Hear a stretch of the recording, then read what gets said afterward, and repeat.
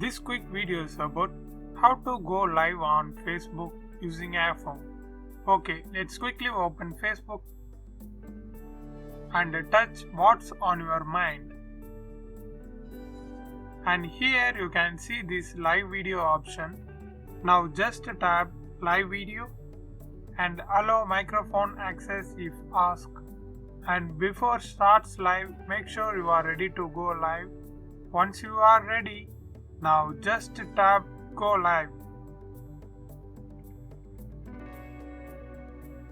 Now you are live on Facebook, and here you can see your commands, and here you can switch your camera front and back. You can also use the flashlight or other stuff like that.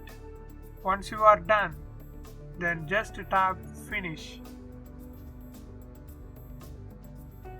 And here you can change your privacy of the live video. You can choose any of them. Actually, it's a footage of your live. You can either post on your account or you can just delete that like this. Next. And here you can choose either your live video has to be deleted after 30 days or just tap never delete.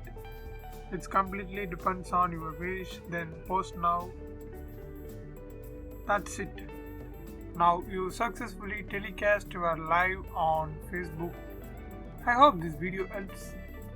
Thanks for watching.